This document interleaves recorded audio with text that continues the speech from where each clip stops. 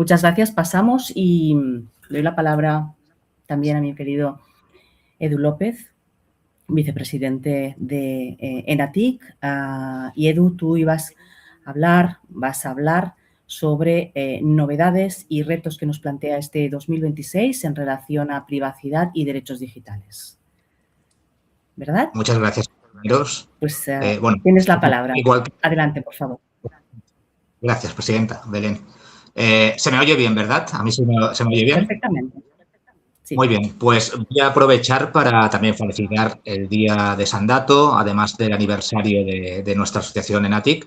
Y como bien comentaba Belén, pues intentaré explicar un poco el panorama internacional en que nos encontramos respecto a protección de datos, concretamente a protección de datos personales. Me voy a ahorrar las diapositivas para evitar problemas técnicos o que pueda generar algún tipo de distorsión respecto a lo que quiera comunicar. Y básicamente este panorama lo quiero sobre todo enfocar a lo que son las influencias que ha tenido durante estos últimos años el Reglamento General de Protección de Datos en Latinoamérica. Primero hablaré un poco del marco que nos vamos a encontrar en 2026, que si lo defino, si me permitís dar mi visión de cuál va a ser, digamos, el elemento diferenciador respecto al cumplimiento de esta normativa, es que quizás el 2026 va a ser el año de la gobernanza de los datos personales a nivel internacional. Y además, dentro de marcos normativos, sobre todo con las influencias del RGPD, muy similares, sobre todo enfocado a Latinoamérica. De hecho, haré una pequeña comparativa respecto a la evolución de dichos estados, de algunos estados de Latinoamérica, respecto a ciertas similitudes, ciertos avances en sus propias normativas de protección de datos y respecto a la normativa europea. En el caso de Europa, bueno, ¿qué nos va a definir este año y qué puede afectar al cumplimiento del RGPD? Bueno, primero, ya se ha mencionado por parte de Leo, el secretario, respecto al impacto que ya tiene el reglamento de inteligencia artificial, ¿no? En este caso, nos vamos a encontrar a partir de agosto de 2026, si no entra en vigor, no es aplicable el reglamento Omnibus Digital, pues unas ciertas obligaciones para los sistemas de alto riesgo que implicará, sobre todo en la gobernanza de datos y concretamente de datos personales, que tengamos que cumplir con todo lo que ha explicado, tener que supervisar y garantizar todo lo que ha explicado Leo en la ponencia. Por otro lado, nos encontramos con una ley no muy conocida, pero que tiene un gran impacto, que es la Data Act o la Ley del Dato, que entró en vigor en el 2024, pero que ya es aplicable directamente en septiembre del año pasado y que afecta sobre todo al tratamiento de los datos en el ámbito, sobre todo estaremos hablando del ámbito industrial, ¿no? Internet of Things, y respecto a la posibilidad de utilizar datos industriales que podrían incorporar, en este caso, evidentemente, datos de carácter personal. Y que eso implicará esa capacidad de libertad de circulación de datos para garantizar el cumplimiento de esa normativa, también, conjuntamente con la IA, pues va a requerir pues toda una colaboración, un entendimiento y una colaboración entre diferentes ordenamientos jurídicos, sobre todo cuando estamos hablando de proveedores fuera de la Unión Europea. Luego nos encontramos con las leyes más conocidas de servicios digitales y de mercados digitales que se están ya implementando, sobre todo en los ámbitos de moderación de contenidos y prohibición de abusos en plataformas y que están teniendo sus efectos que indirectamente también tienen relación con el tratamiento lícito o ilícito de los datos personales. Y, por último, el espacio europeo de datos de salud, que en este caso, este reglamento, tiene una clara incidencia la aplicación de los principios del RGPD. Permitidme hablar un poco de la situación en América Latina, Latinoamérica. Por un lado, en Argentina nos encontramos actualmente en proyecto de reforma desde el año pasado y que, bueno, se pretende, en este caso, que se incluya desde el punto de vista de influencia de lo que es el RGPD, el delegado de protección de datos.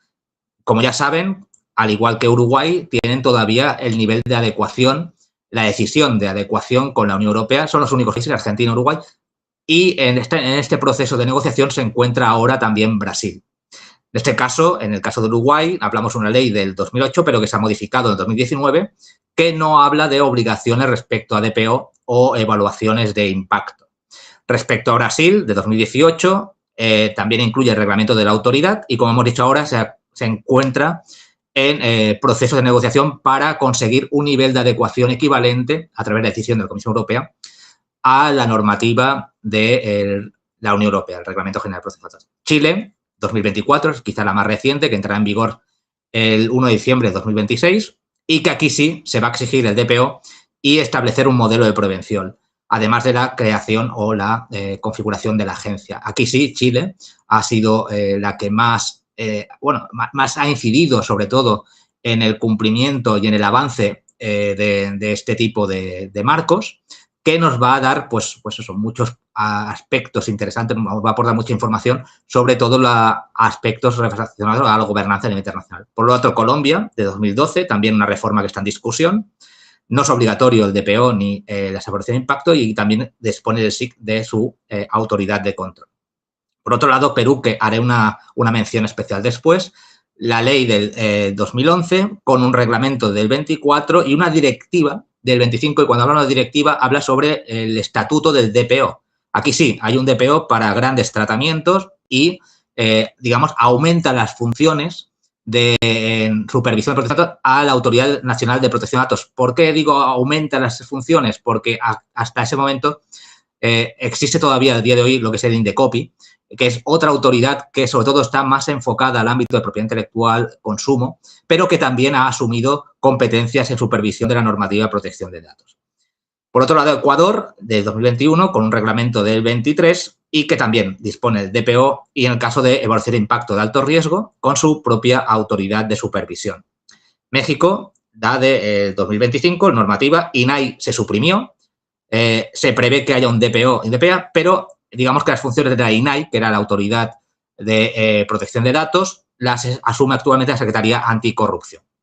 Por otro lado, Panamá, ley del año 2019, con un decreto del 2021, sí dispone de la figura del oficial de datos, con su autoridad, que es la ANTAI, y tampoco hay una decisión en marcha respecto al cumplimiento de la normativa europea. El Salvador, del 2024, es vigente en vacatio actualmente. Habrá un DPO obligatorio con también notificación de 72 horas, un sistema muy parecido al que estamos aplicando actualmente en Europa. Y por último, de ejemplo, Paraguay, de 2025, vigente 2027, también incluirá el DPO y la evaluación de impacto y se creará una autoridad de control. Aquí es mucho más reciente, está todavía en trabajos, en trámites parlamentarios, pero que evidentemente entrará en vigor, se calcula que entrará en vigor en 2027. Bien, en el caso especial que quería comentar respecto a la normativa peruana, de Perú, importante, aparte de las reformas que ha habido de 2024 y actualmente esta directiva última que he hecho mención, es importante esta última directiva, que es reciente, de 2025, porque establece el perfil y el estatuto de lo que sería el DPO. O sea, una normativa específica tan solo para configurar su independencia y los criterios para configurar las funciones de este perfil, de esta figura, y que es vigente ya desde el 31 de diciembre de 2025.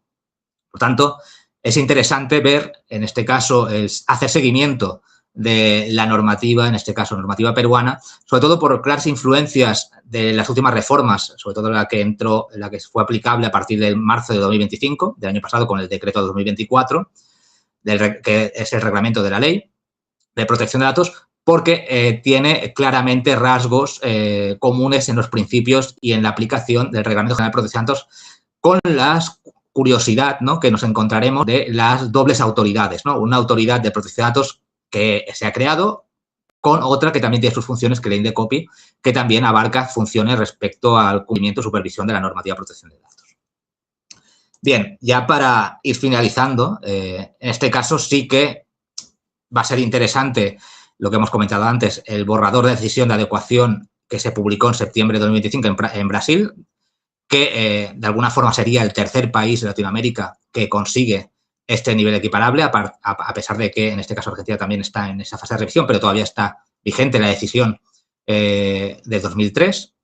Y por último, pues lo que ha sido el instrumento estrella para las relaciones entre exportador e importador, que son las cláusulas contractuales tipo, que a medida que van avanzando estos marcos normativos, lo que va a facilitar es que se pueda acreditar la legitimidad para poder hacer este tipo de comunicaciones de datos entre ambos continentes.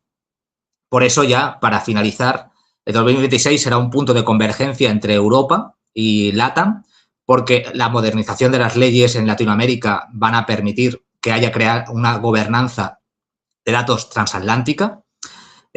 Además, en este caso transatlántica, intercontinental, entre ambos territorios. La privacidad ya no será una área aislada porque se integrará ya en ciberseguridad, ética de la IA y continuidad de negocios. Será un ámbito de la gobernanza en las empresas.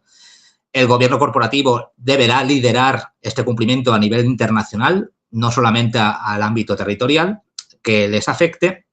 Las transferencias, ya sea por las normativas europeas como el resto de normativas de Latinoamérica, requerirán una revisión de la legitimidad de transferencias bilaterales. O sea, en el caso de Perú hay unos requisitos también de los importadores a los exportadores, perdón, los exportadores desde Perú a los importadores a Europa, y que tendremos que también tener en cuenta esos requisitos para hacerlos compatibles con las obligaciones de exportadores de Europa a Latinoamérica, en este caso a Perú.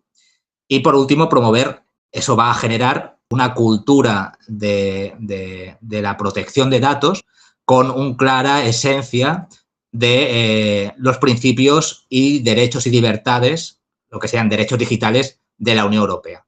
Por lo tanto, tenemos un gran año en lo que es protección de datos porque vamos a abarcar mucho más allá de lo que hemos hecho hasta ahora de gobernanza. Tendremos que mirar más allá del continente, de nuestro propio continente, ya sea desde América, ya sea de nuestra Europa, y seguramente eso implicará unos programas de gobernanza en protección de datos transatlánticos, en este caso intercontinentales, que hasta ahora no hemos tenido referencias y que serán realmente muy interesantes.